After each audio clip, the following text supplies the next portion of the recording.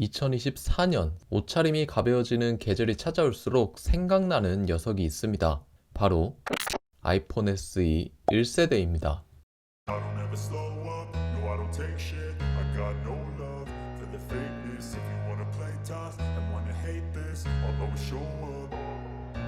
I don't ever slow up, no I don't take shit. I got no love for the fakeness. If you wanna play tough and wanna hate this, I'll always show up and make a statement. 다들 SE병이라고 들어보셨죠? 구매하기 전까지는 절대 완치할 수 없는 불치병. 저는 한 발 더 나아가 색깔별로 SE병이 걸리고 말았습니다. 이미 로즈골드 색상이 있는데도 불구하고 스페이스 그레이가 눈에 아른거리더라고요. 누구보다 SE병에 대해 잘 알고 있었기 때문에 결국 스페이스 그레이 구매해버리고 말았습니다. 도대체 SE가 뭐길래 이렇게까지 하는 걸까요? SE의 매력에 대해 하나부터 10까지 파헤쳐 보도록 하겠습니다.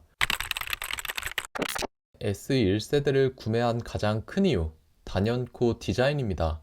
요즘 출시되고 있는 스마트폰과는 많이 다른 디자인이죠. 무엇보다 한 손에 쏙 들어오는 그립감을 한번 맛보게 되면 빠져나오기 힘듭니다. 작은 크기만큼 4인치의 디스플레이를 탑재하고 있지만 고 스티브 잡스의 철학이 한껏 묻어나는 모델이라고 할 수 있습니다.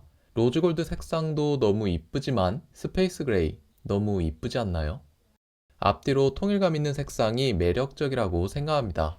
3개의 거대한 렌즈가 아닌 바디와 일체감 있는 단 하나의 카메라가 정말 인상적입니다. 물론 연식이 있기 때문에 최신 폰의 성능과는 비교가 안 되겠지만 오히려 최신 폰의 선명한 화질 때문에 예전 감성을 원하는 분들이 많아지고 있습니다. 그리고 카메라에 카툭티가 전혀 없기 때문에 바닥에 내려놓았을 때 삐걱대는 느낌 역시 전혀 없습니다. 후면의 디자인을 조금 더 살펴보면 거울처럼 반사되는 애플마크를 기준으로 아래쪽에는 아이폰 SE 로고와 함께 꼬부랑 글씨로 레터링이 각인되어 있죠. 전면에는 홈 버튼이 적용되어 있으며 측면에는 레트로한 볼륨 버튼이 인상적입니다. 현재 출시되는 폰 중 4인치 디스플레이를 적용한 폰은 아마 없을 겁니다. 스티브 잡스의 철학, 한 손으로 가장 편안하게 조작할 수 있는 디스플레이 사이즈는 4인치이다. 동의합니다. 손으로 쥐었을 때 상하, 좌우, 전부 엄지손가락으로 터치가 가능합니다. 사이즈가 너무 작다고 생각되지만 사람은 적응의 동물이거든요. 계속 보다 보면 계속 보다 보면 이게 생각보다 괜찮습니다. 근데 이 정도면 저 진짜 심각한 SE병 맞겠죠? 이 작은 크기 때문에 매니아층 사이에서는 정말 인기가 많은 폰입니다. 날씨가 점점 더워지면서 옷차림이 가벼워지는데 폰 역시 가벼워야 주머니에 넣고 다니기가 편리하기 때문이죠. 앞주머니, 뒷주머니, 안주머니, 아주머니 어디에 넣더라도 전혀 부담 없는 사이즈입니다. 근데 디자인과 휴대성 좋은 건 알겠는데 2024년 4월 현재 실사용이 가능한 걸까요? 우선 제가 가장 많이 사용하는 앱들 기준으로 하나씩 살펴보겠습니다. 첫 번째는 에어드랍입니다. 아이폰 SE 1세대로 촬영한 사진을 에어드랍 해보겠습니다. 맥미니로 에어드랍 전혀 문제 없습니다. 사진 정도는 굉장히 빠르게 에어드랍이 가능하죠. 맥북에 보내봐도 빠른 속도로 전송되며 아이패드 그리고 다른 아이폰으로도 전혀 문제가 없습니다. 여러가지 기기들 사이에서 연동성 아직까지 SE도 충분해 보입니다. 에어팟을 착용하면 SE에서 자동으로 잘 잡아줍니다. 에어팟 연동 역시 합격. 그럼 애플페이는 어떨까요? 기존에 사용하던 현대카드를 SE 1세대에 등록한 후 홈 버튼을 2번 클릭하여 카드를 불러와주면 애플페이 지극히 정상적으로 작동합니다.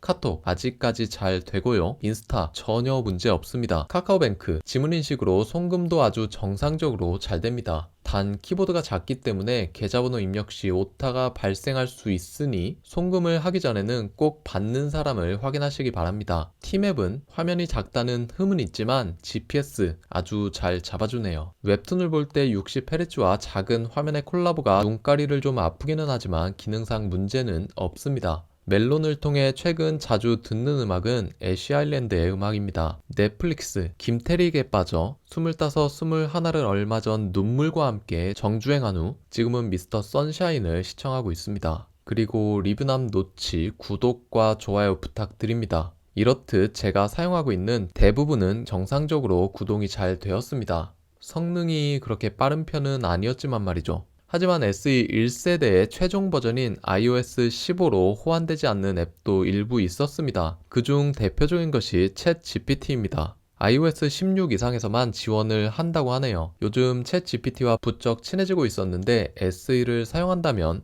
손절해야 할 것 같습니다. 그리고 가장 치명적인 단점, 현재 제가 사용하고 있는 애플워치 7과 페어링이 불가능합니다. 애플워치 7의 iOS 버전은 10.4입니다. 이와 연결이 가능한 아이폰은 iOS 17 이상의 버전이 필요하기 때문이죠. S1세대는 iOS 15를 끝으로 더 이상 지원해주고 있지 않기 때문에 앞으로는 사용하는데 더욱더 제약이 따를 것으로 예상됩니다. 하지만 다른 대안은 있습니다. 굳이 애플워치를 고수하지 않는다면 샤오미 미밴드나 다른 서드파티 워치를 페어링할 수 있기 때문이죠.